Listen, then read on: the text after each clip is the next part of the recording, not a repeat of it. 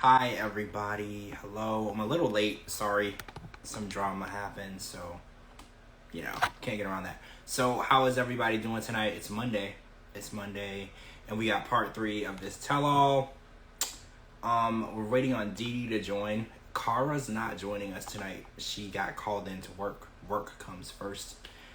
So we're gonna have to finish off the tell all without Kara, which sucks because Kara has so much. She was like, I have loads and loads of stuff I want to talk about, but she got called into work, so we're gonna be missing Kara tonight, unfortunately. Dee Dee's here though. Dee Dee, there you are. You, Pris Pix, how are you? Des, how are you? Hi, Hey, how are you? I'm good. How are you? I'm good. I'm good. So Kara got called into work. I don't know if you know, but she's not gonna be able to join us. Darn. I know, Not because last night. she was like, "This sucks because I have so much I want to talk about," and I was like, "I know, right? This tell all was crazy," but she was like, "There's no chance she can even get away, so there's nothing that she can do." Wow. Well, we are definitely gonna miss her tonight. I know, right? We're closing out episode 1 million of the other way. Like we're closing out. We got to do it without Kara. So hey, TJ, but I want to. I got all my tweets. I didn't write my notes down. I got all my tweets. So there was a lot though, because we started out with the Holly scene, and Holly was having a breakdown, and she kind of was saying how she felt like she wasn't getting a lot of support. I don't know. Like in my opinion on this Holly and Wayne situation, I just feel like they're toxic together, right? Like I just feel like they shouldn't be together. They don't have any compatibility. Wayne is never gonna be who she needs. Holly needs somebody to constantly be catering to her, and doing whatever she thinks is necessary because she feels like it's Wayne's responsibility to make her happy. And I think that's a really toxic trait because I don't think it's ever anyone's responsibility to make you happy. That's a personal thing.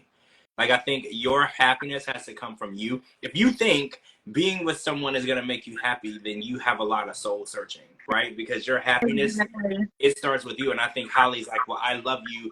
You should be supporting me and making me happy and making my life better. That's not how relationships and marriages work. So she lied and said in the tell all that she was going to go back to South Africa. And then towards the end, like in the last scene, she's like, I don't really think I'm going to be going back to South Africa. And I think that's best. I think where they are needs to be separated. I think that's what they need. Holly is not ready to be in a relationship because she doesn't know how to make herself happy. She needs to figure that shit out first. Like in my opinion, she needs to figure out her own happiness and her own situation before she tries to bring anybody else in there. Exactly. I mean, you gotta make your own self happy. If you wait for someone else to make you happy, you're never gonna be happy. I mean, she's not happy in South Africa. She can pretend that she loves Wayne more than it bothers her being over there or not, but she's never, because I was like, if she did go back over there, it's going to be the same never ending cycle. She's going to sit around the house and complain. He's going to tell her to stop complaining and they're going to fight. Like, I don't know why people want to be in these never ending cycles with each other. Like, I can't imagine how that makes people happy. Like, they're never going to see eye to eye. They're never going to get their shit together. And I just don't know why they keep trying to make it work, right? Like, if you know it's not going to work, cut the band-aid, cut the cord early and let that shit go. Exactly, exactly. And I mean, maybe Wayne couldn't keep up with all the drugs she was trying to consume. I mean, who knows? I know, right? Like there has to be a lot going on that we don't know. But we got another ex named Dan on this tell all. This time it was to kind of Dan, like what's up with everybody's exes being named Dan? I I don't know. I don't know why that is. It's like a really popular ex name, but she kind of said that they weren't intimate and they weren't even in a relationship, and Dan says he disagrees. How do you disagree with that? Either y'all were in a relationship and y'all were intimate or you weren't. she kind of is. How can I say this? She kind of is. She's fake. I'll just say it that way because I'm trying to be nice tonight. She is very, very fake. And for her to sit there and say that she didn't have a relationship with him, knowing that she's lying, and the only reason why she said it is because she didn't want to make Sarper mad or upset. Because if you remember, in the beginning of the season, they were talking before she even moved over where moved in with Sarper, how they had a relationship before, because she tried to give him a chance, the opportunity to be with her, but he wasn't man enough for her. See, I remember that, and I've noticed when he was talking tonight, like he was trying to shoot his shot, and I was like, well, the problem is he wants to treat her well.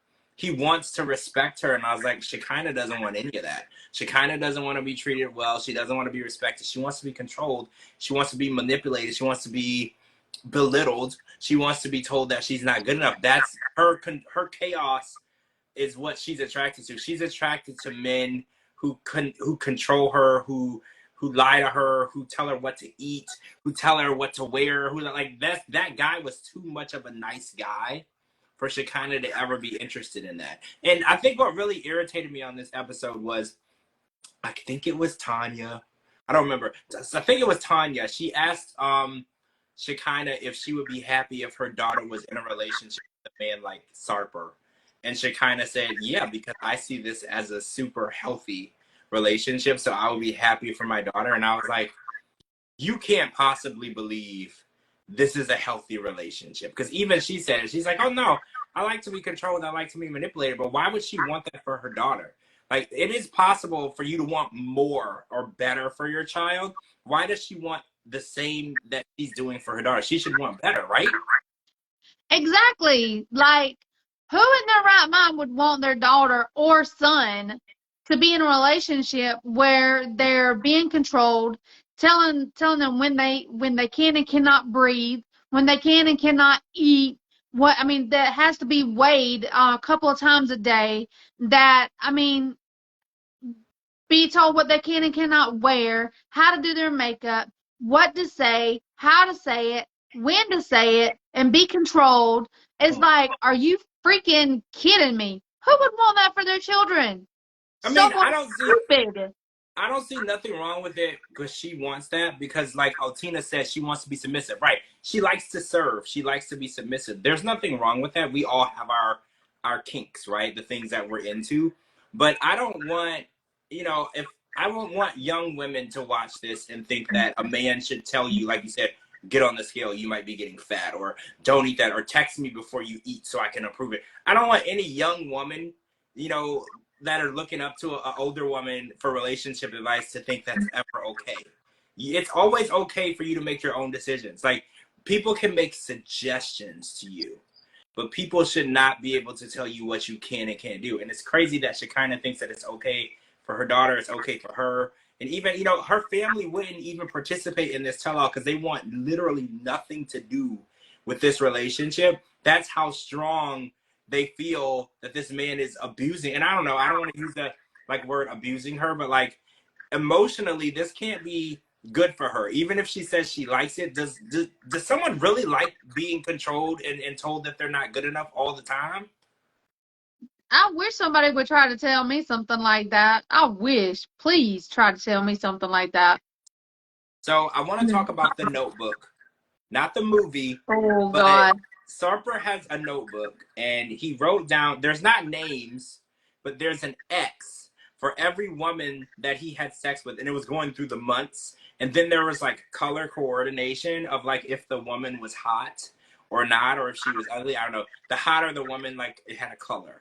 And I want to get your input on this, because Shekinah said that he would sleep with literally anyone. He didn't care what they looked like. He didn't care how old they were. Like, he had zero standards. It was just literally anyone. And it's making me wonder, what is Sarper's mental state like? Because when you do things like that, you're trying to fill a void, right? Like, you're trying to find something that you are missing. And sleeping with all of these different women, because he's like, I'm not proud of it. But then he pulls out a whole notebook and he's like ready to explain the notebook to everyone. I think he is proud of it, right?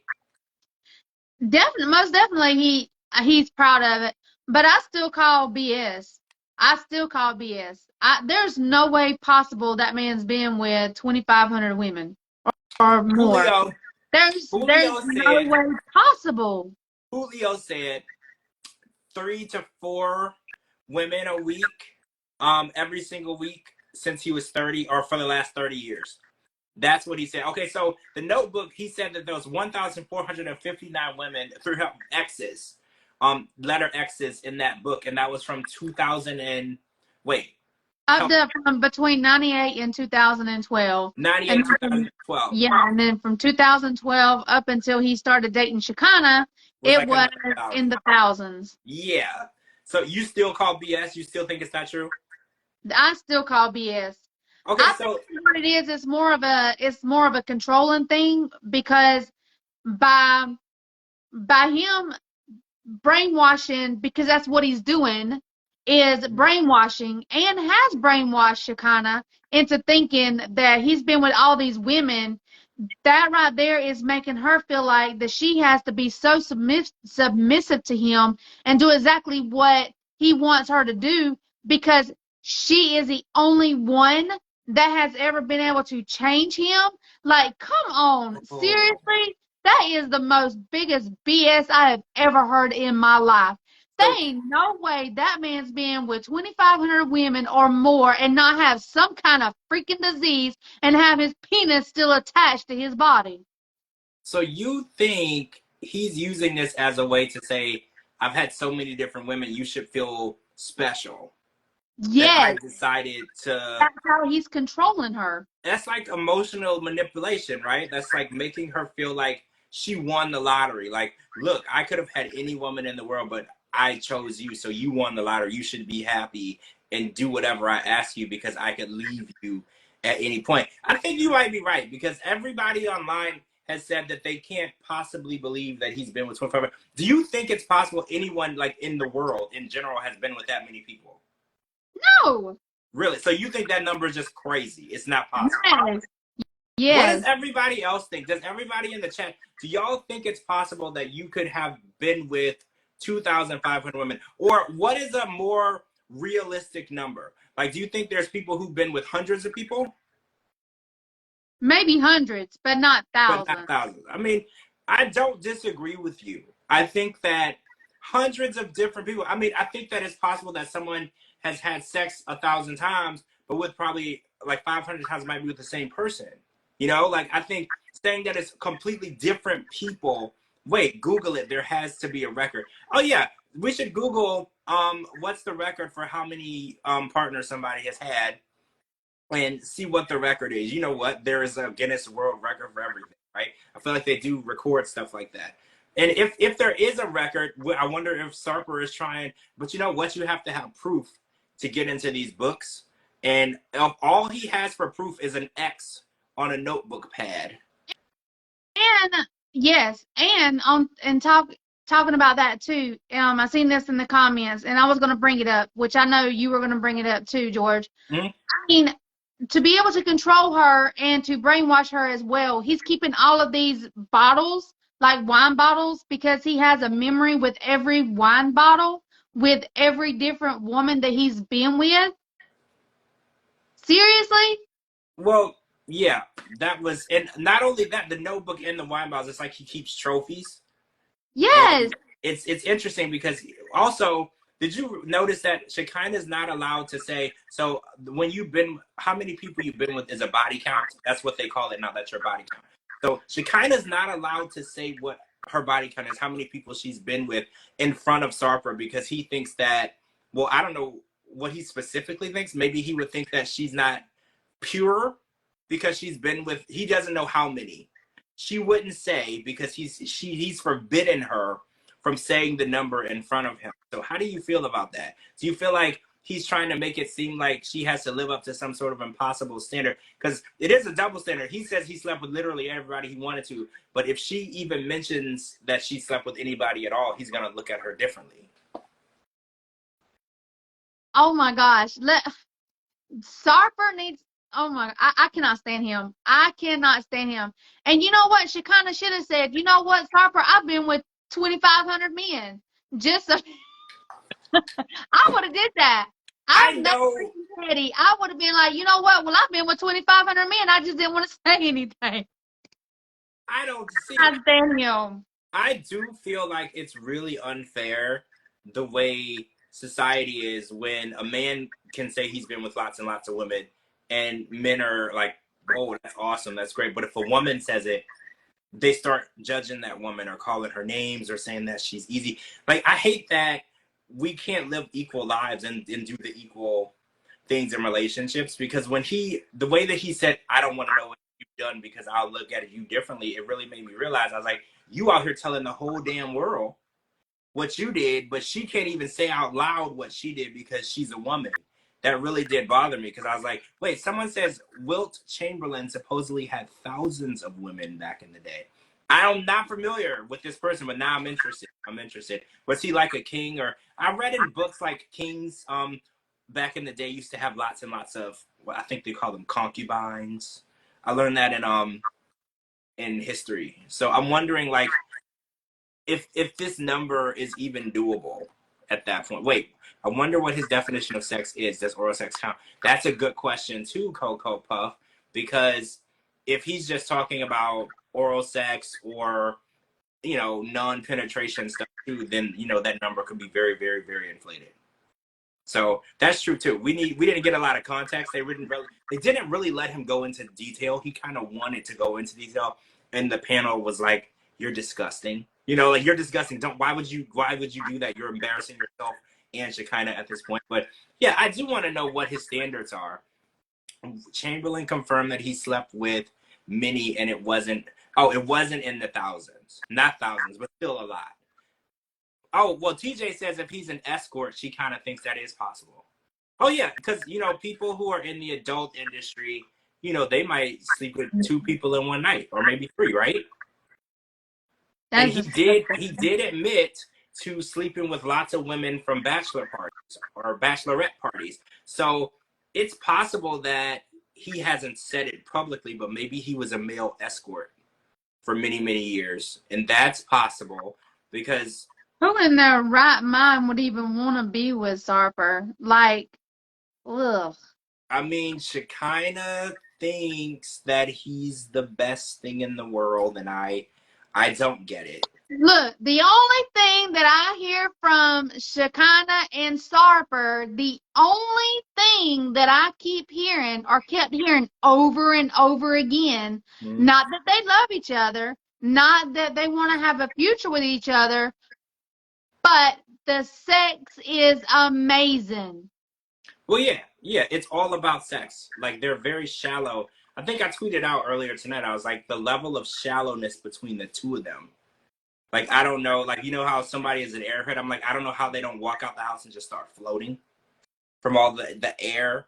And they're just so shallow. They don't have any substance. They don't look for any, like, good character traits, personality traits. It's just, does she have big boobs, or is it good sex? Like, that's just how they act and talk and think, and it's kind of disgusting. It is disgusting, because if you are basing your relationship off of whether they're good or not in bed, and that's the only reason why you're with that person, then there is something seriously wrong with you. Because if you with somebody and they don't know what they're doing, but you know stuff, teach them.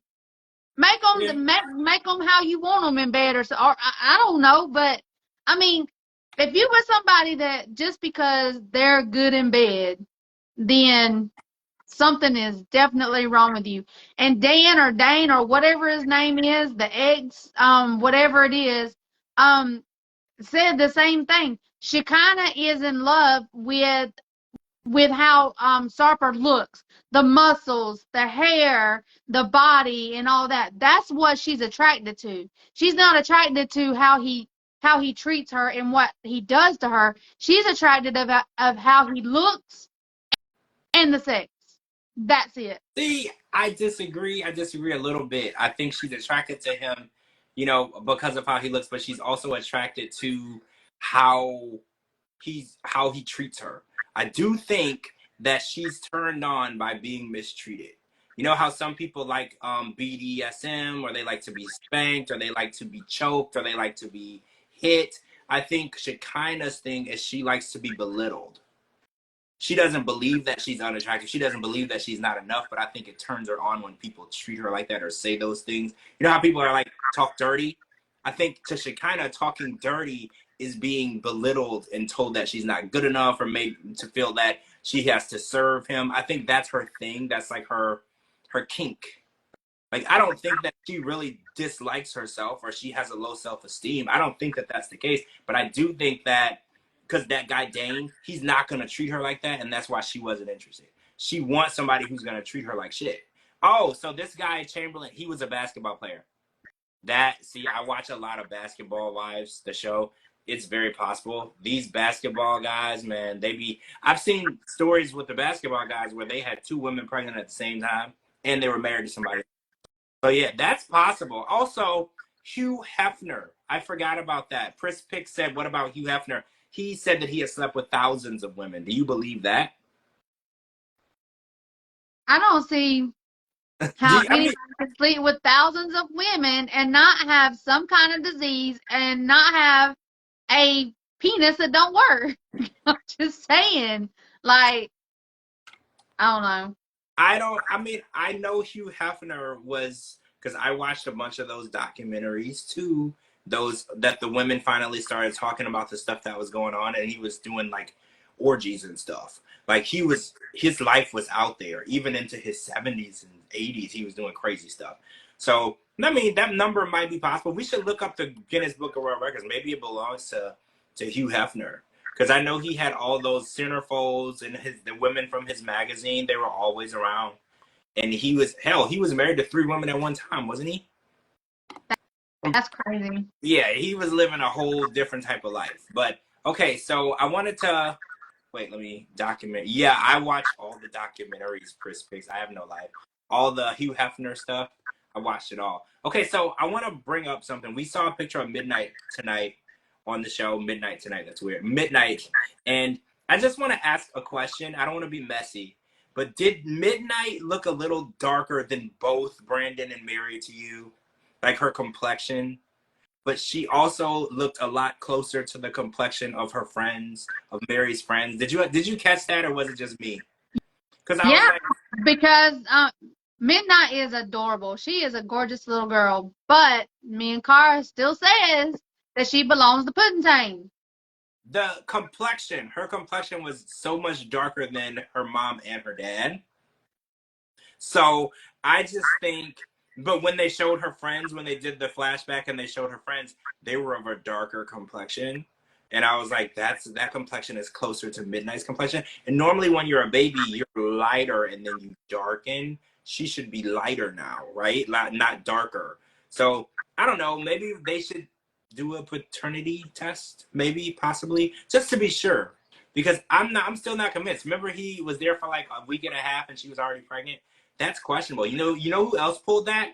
Memphis on Hamza. Remember, she got there and then like 3 days later she was like, I'm pregnant. And I'm like, hold on.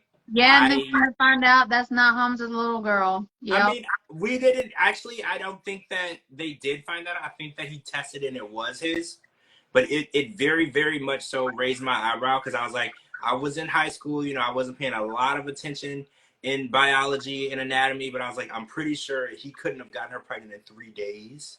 But I'm pretty sure because she took him to court for child support or whatever, they did test. And I didn't hear that it wasn't his. But I think that the timing is always weird. And then when Brandon's mom brought up tonight, she thought that Mary was the one who wanted to have the baby because he felt she wouldn't leave him if they had a child. So he agreed to it. Do you believe that that's true? Because we know for a fact Brandon didn't want no child. We know that for a fact. So why do you think Mary was so serious about having a child so quickly when she knew because she was already pregnant and she had to hurry up and have sex with him to make him think that it's his? That's my thought, because they have no plan. They have no job. Neither of them are working. They have no plan to make this life work for them, let alone a baby. The second he got there, she was like, let's try to have, like, first of all, the second he got there, her grandparents were like, y'all shouldn't even be in the same room. But then like 5 minutes later, she's like, let's try to have a baby. Her grandparents come around to the fact of them being together after I think after she told them that, she's pregnant. So she has to cover it up. She has to make him think that that's his baby. Well, yeah, because he would have left. I mean, so we found out that he's still playing video games, and when she's annoying, he calls her, a bitch, and he calls her a scammer. And I don't know which one is more harsh, because I think we learned from Angela and Michael when she called Michael and Usman Soldier Boy scammers. That's a really, really strong word to call someone. So I think that he knows that. When it's true? Well, do you think it's true? Because she's not in America. Do you think she scammed him up? Because what is he bringing to the table at this point?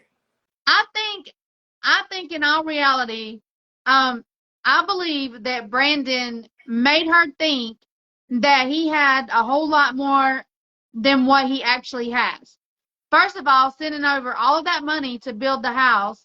And I think that he painted a different picture, and then she got caught up in the moment. Why do you think that whenever the money is there, she's happy, and when he doesn't have money, she's all upset? Because Brandon painted a picture that he has more than what he actually has or had.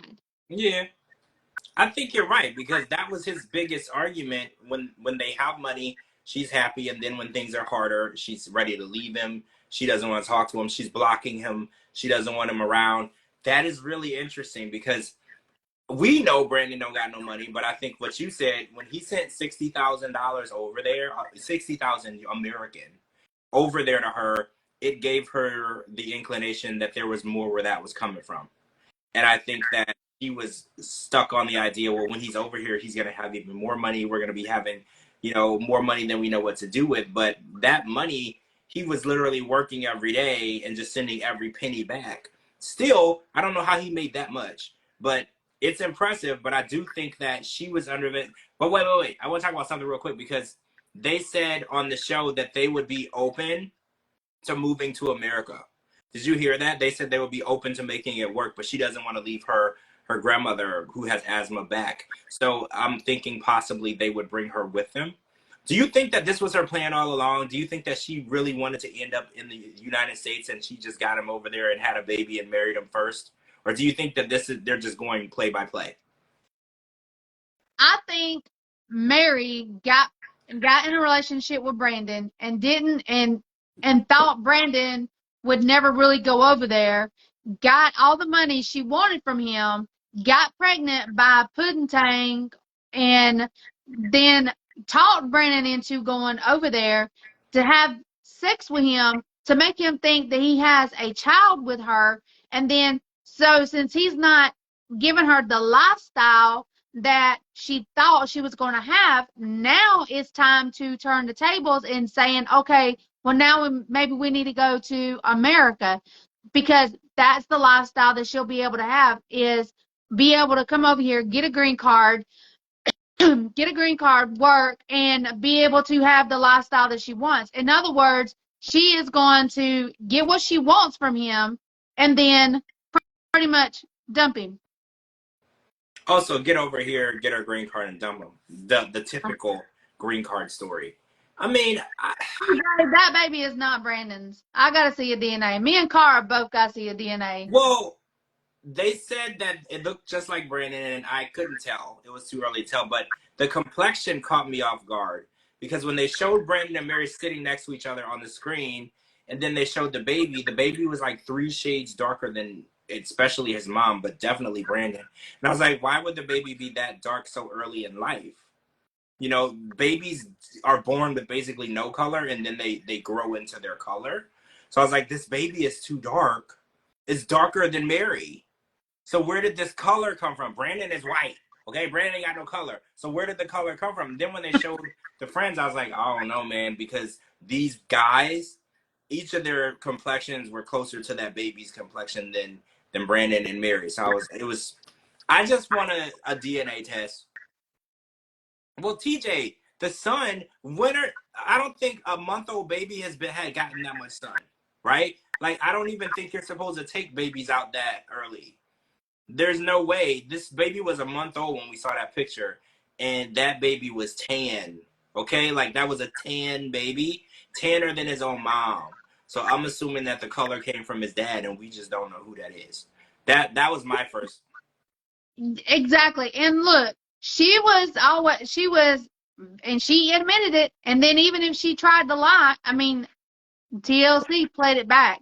She used to hang up the phone with Brandon, unplug the router to make it look like there was no they had outages, and she went to hang out with guys. Yeah, Guys. guys. Yeah, she said all of her. Did you notice that all of her friends were guys? We still to this day haven't seen a female friend. None. All of her friends are guys. That's questionable for me. For someone who wants to make sure that her fiance, now husband, doesn't even have visual interaction with another woman. All of her friends are guys. And let's talk about her twerking videos. Let's get on the twerking. So she's twerking on TikTok, like ass in the air twerking. And Brandon is like, well, she's with an American, so, I think it's better that she expresses herself. So what does marrying an American have to do with twerking on TikTok? What America? I mean, I know everybody does it. Every color, every race does it. Mm-hmm. But why would Brandon make it look? Why does Brandon have to make it look like or seem like that only Americans do that? I don't know. And also, why does he say that I support her because it makes her happy? Twerking on TikTok makes her happy, but he's not even, because he's like, I don't even have social media. I can't really post or talk to anyone. I'm like, but you think it's cool that she's out here twerking? That's your wife. That's not your girlfriend. First of all, that's not even twerking. Wait, that wasn't twerking? No, that's not even twerking. What was that? Booty? That's booty like popping? that's fake hump in the air or something. Well, is it booty popping? Maybe that's booty popping. Right? Oh my gosh, that's not twerking. I don't know what they call twerking, but that's not twerking. Well, Portuguese Princess says that twerking is gonna lead to a Paul situation. Watch Cardi B or Nicki Minaj or someone like that. That's twerking. Oh, Portuguese Princess says what booty? So, I mean, what she was trying to do with her behind. In air. Yes, that's what she was trying to do. I saw a lot of twerking this week. TJ, where were you saw twerking this week? I'm just curious. She has a zero culo. What does that mean? She has no ass. Oh! So flat, nothing there. I mean, but even with no ass, I don't know if I would be okay with my wife doing that on TikTok. But I don't know. Is that sexist of me? Like, I don't know. I don't want to be sexist, but I do want. No, it's not sexist. But at the same time, I mean, like at the same time, why is Brandon even going to care? It ain't like he's going to get up and try to bring in some income. So he's saying, well, dang, if that makes her happy, if that's bringing in money, or if that's I wouldn't even be surprised if she don't even already have a OnlyFans. Because he ain't going to get up and bring home any money, so she's got to do something. I mean, is he allowed to work yet?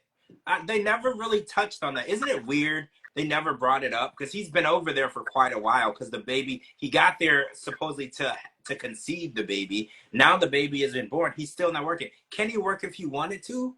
Like, how does it work? I know when you come to America, it takes between 6 and 9 months to get your work papers. But when you're over there in the Philippines, how does that work? Is it the same process? Is it longer? Is it shorter? Because it doesn't look like they married. She was pregnant when they got married. Now the baby is born. So, I mean, even if he couldn't like legally work, I mean, he could be finding something to at least get paid under the table.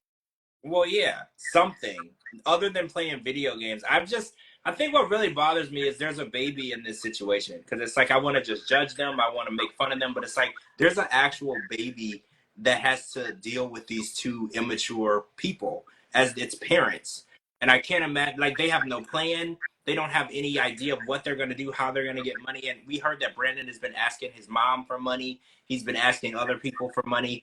Why can't he take care of himself? And Mary, I don't want to be rude, but Mary is a legal citizen over there. She could get a job. Brandon could take care of that kid while she's at work. If they really wanted to do it, they could. I just feel like neither one of them has the will or motivation to be successful. They just want to sit around. And then the first thing I thought when they were like, oh, well, we're open to moving to the U.S., I was like, so they don't want to work. They want to move to the U.S. and be on happily ever after. That was the first thing that I thought of. And live on welfare. Well, right. They get over here, they get on welfare, and then they can film happily ever after. And, you know, you film a season of that. That's like $20 grand each. So that's their plan. And I'm like, but that's not a real plan because, I don't know. I think that they're being too dependent. But now if they got fired from the show. So wait, they can't film on the show anymore? I thought once, from my understanding, and from the ones that, I mean, me and you pretty much know, you know, the same people, but from what I've asked, the questions I've asked, if you ever get fired from the show because you, a breach of the NDA, then you will never work for TLC again. Oh, they breached NDA. So was it when they posted the wedding pictures? Is that what it was? Yeah, because his mom is the one that got him fired, because his mom is the one that leaked everything. The pregnancy, about them getting married, everything.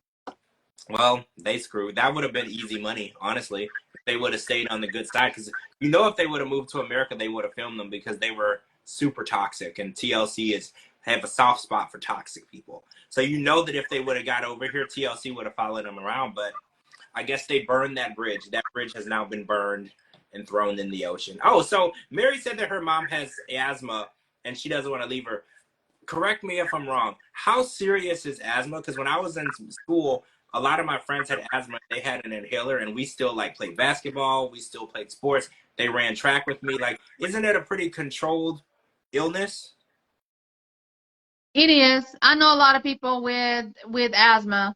I think she's just trying to make excuses, to be honest. Well, yeah, that's what I thought too. Yeah, maybe I think a couple of things. Either she's trying to get rid of Brandon, wanting Brandon to come back to send her all the money, or either she's trying to I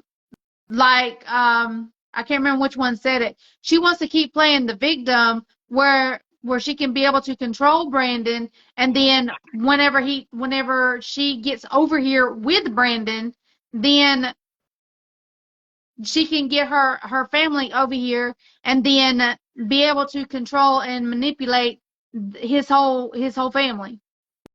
But yeah, as far as like the asthma is very controlled. Yeah, that's what I thought. Well, some people say it could be allergy related or whatever, or asthma caused by sports, and then the lungs that are wrecked and are wrecked forever. Oh, so I guess there's different severities of it. I'm not versed. I don't have it. I just have friends who had it in school, and I remember having to like administer their inhalers sometimes when they were having an asthma attack. So that's my extent of it. I don't know a whole lot about it. Yes, then we can call all and go on welfare. Great. Yeah, I think that's the goal, because you know in the Philippines they don't have welfare. It's easy to get. They don't have as much funding. Not as many people have it. If they were to come over here, they could do the exact same thing they're doing now, nothing, except they would get a lot more free stuff.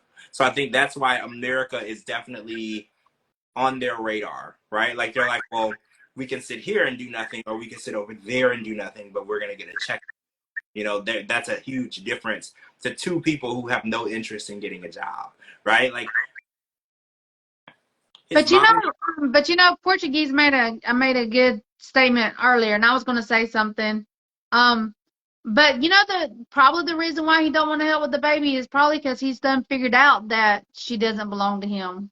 That's probably why he don't want to help with her.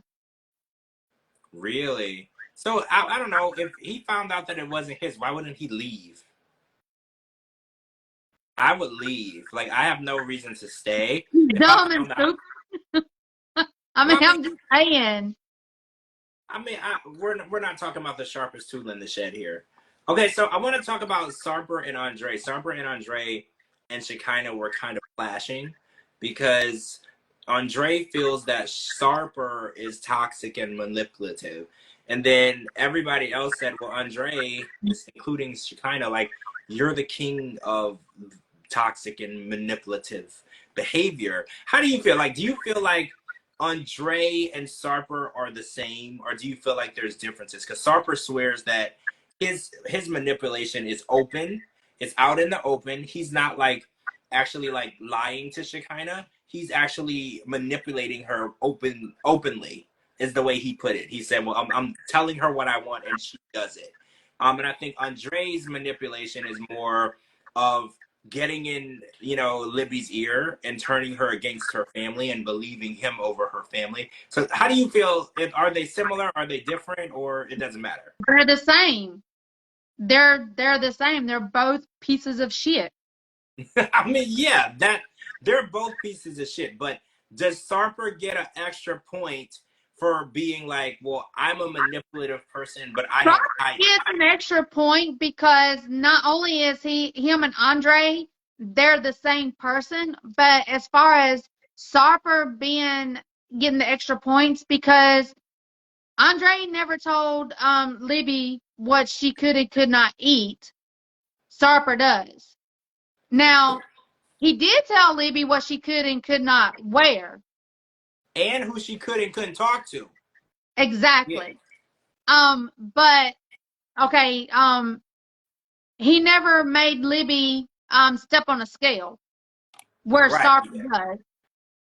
So but they're both the same, except for Sarper remember Andre is Andre on steroids. Andre was kind of nasty to her while she was pregnant, though, because I remember he would tell her, like, don't terrorize me with your pregnancy. Like, don't put your irritability of your pregnancy on me. He used to say stuff like that. Like, I think it's really interesting that of all the situations to comment on, Andre wanted to put his 2 cents in on the Sarper and Shekinah situation, because I feel like who said it earlier? Somebody said, Tracy, pot calling the kettle black. He literally inserted himself in the relationship the most similar to who he is and tried to criticize the person in it. And it's like, I don't want to be on Sarper or Shekinah's side, but at that point, even Shekinah was like, you don't get to tell me about manipulation and controlling behavior, because that's literally who you are. Like, your wife, you turned your wife against her whole family. Their whole family has... That's what Sarper has done with Shekinah. Except for Sarper is Andre on steroids. Now, I can say this. Whenever Sarper said that he wanted to meet Andre in person one day, I hope it does happen. And I hope Andre whips his ass. Well, Andre, yeah, he said he would want to meet him in person, and we know that's not to talk, that's to fight. So I put a poll on Twitter. I have to go see who won. Who's gonna win in the fight, Andre or Sarper? Andre, because Sarper's too busy worried about how he looks. Yeah, that's true. That's true. I feel like Sarper would be more worried about doing his hair and makeup for the fight than actually training for the fight. I feel like Sarper is very worried about appearance, and Andre would go in there and just beat his ass. Like, Andre could care less. Like, he's gonna run in there and beat him up. I feel like Andre and Charlie would have got a good fight in if producers would have let it. You know, producers really kept breaking them up. I wanted to see who was gonna win between the two of them, and we never got to see a rematch. So I was hoping to see that. But everybody seems to think Andre would win. I kind of agree. Andre would win, and I would love to see Andre whoop Sarper's tail, just because of the fact I don't like Andre. I never have, and I never will. He's a piece of shit. He's a douchebag. But Sarper is making Andre look like an angel because of the way how he treats Shekinah.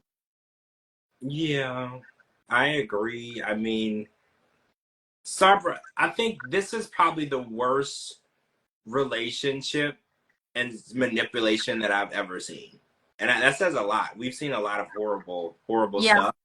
But the way that he treats her, it's almost like you want to call the cops, even though they can't do anything. But it's almost like she's in danger and you want to save her from the danger that she's in.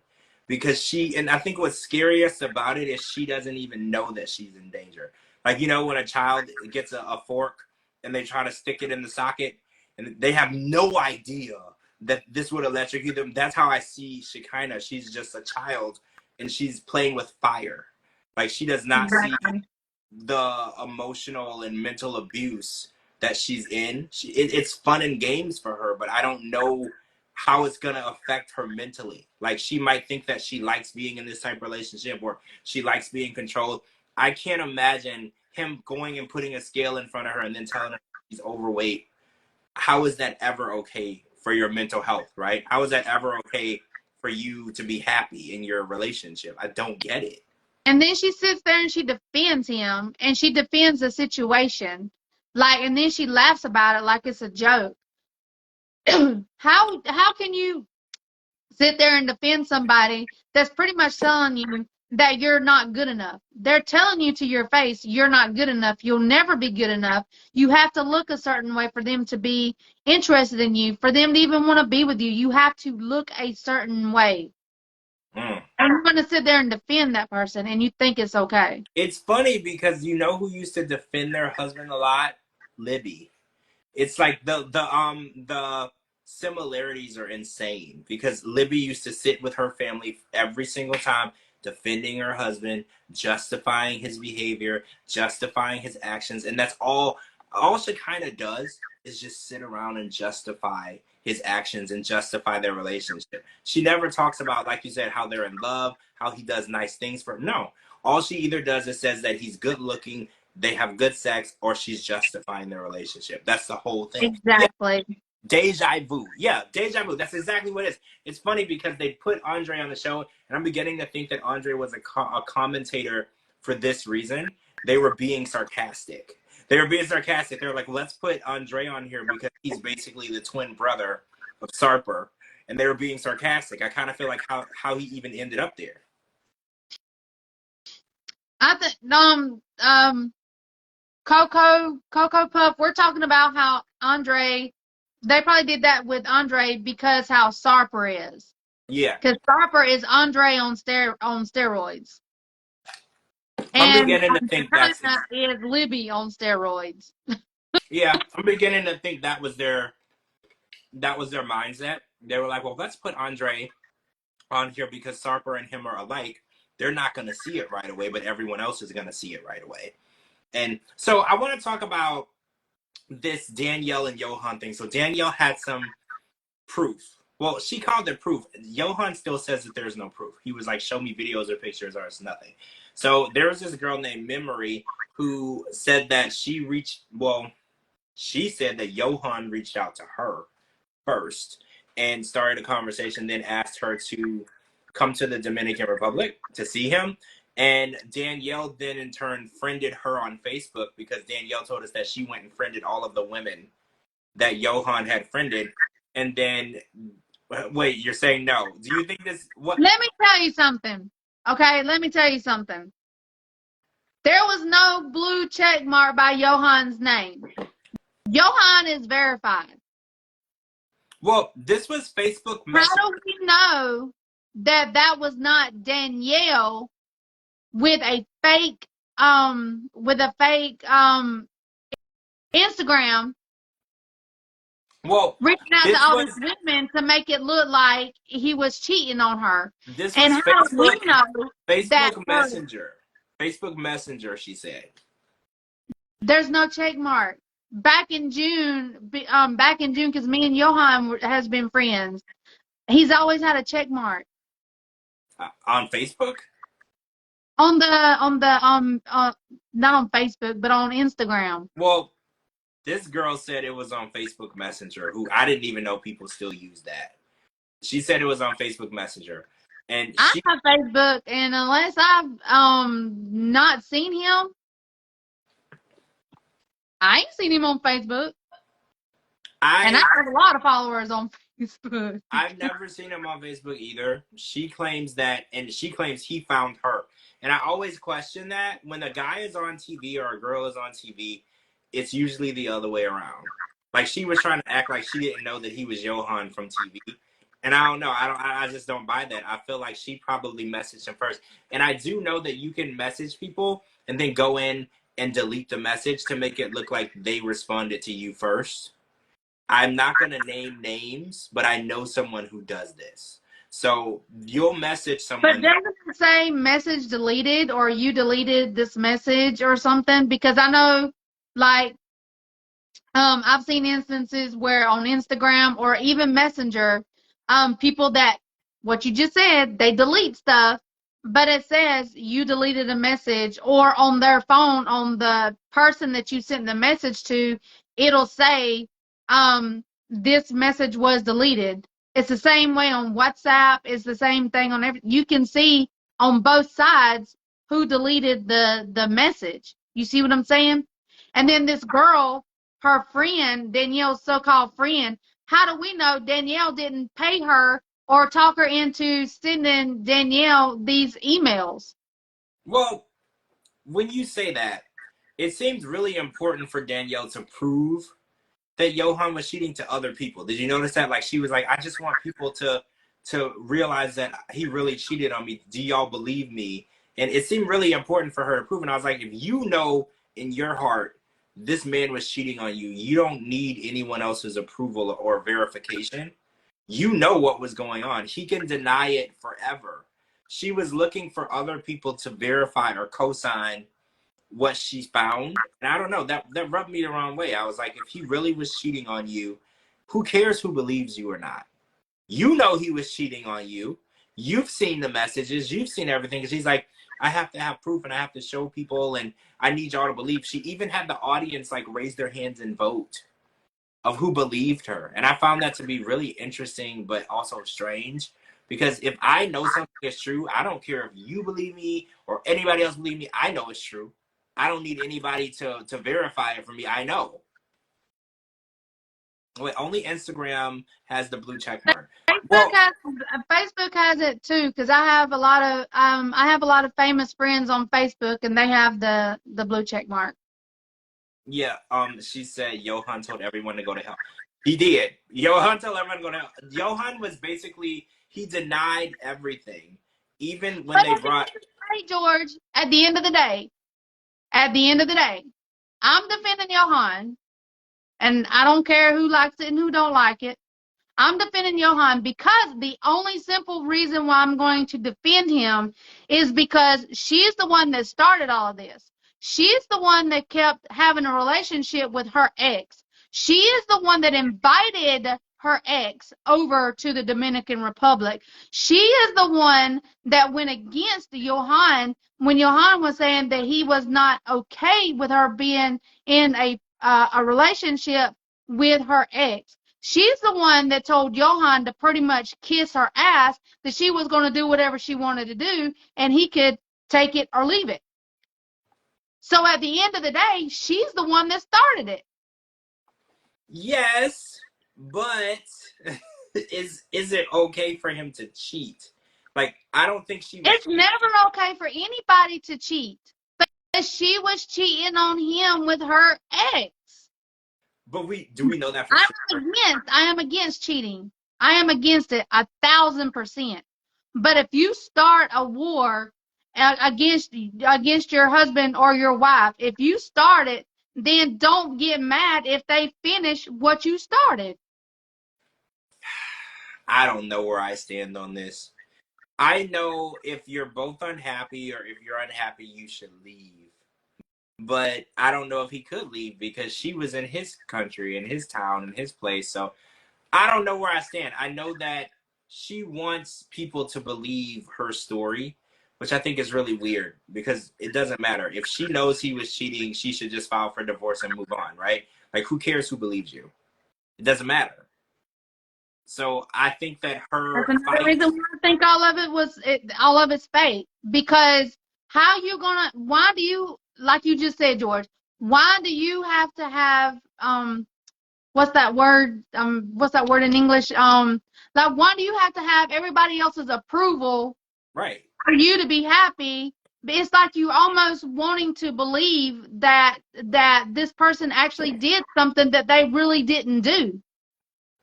Well, right. And you know that you are a bitch yourself, and how you were treating him, it's like you're wanting to turn everybody else against him as well.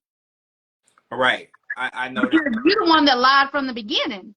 She wanted to prove she wasn't a bad person. And it's like, what does it matter if you're a bad person? This man cheated on you. You should file for divorce, and you can sleep easy at the end of the day knowing that he did something horrible to you. Whether people believe you or not is irrelevant. And exactly. At the end of the day, the truth comes out, and at the end of the day, the truth always comes out. So if someone did you dirty, just stay quiet about it, because at the end of the day, the truth's going to come out regardless. Because if you, like I've always said, the guilty dog always barks. She's guilty about something. That's why she's barking so loud. Well, yeah, I think that her quest to prove he was cheating and to prove he was a horrible person is very strange to me. Because if he was doing all this stuff, because she had the opportunity to leave him at the last tell-all. Because she said that he was cheating and talking to people then. That's exactly what she told us at the last tell-all. Yet she stuck around. It's like, don't stick around for more and then be the victim in the end, right? Like, she wants to be the victim in the end. She says that she knew what was going on the whole time. She stuck around. She let it go on, and now she wants people to feel bad for her. And I'm sorry, if he was doing this at the last tell-all, what made you stick around and film a whole nother season of the show with him? TLC money. Because that bothers me. Like, you knew he was talking to, because she's like, oh yeah, he was talking to women at the last tell-all. Like, but yet here we are at another tell-all, and you're doing the same shit. You're still saying he's a bad guy and all this. It's like, right, you stuck around for the money, so you don't get to be the victim. You're a willing participant in this. You participated in what was going on because you were going to get paid. So nobody is innocent here. Both of y'all are guilty.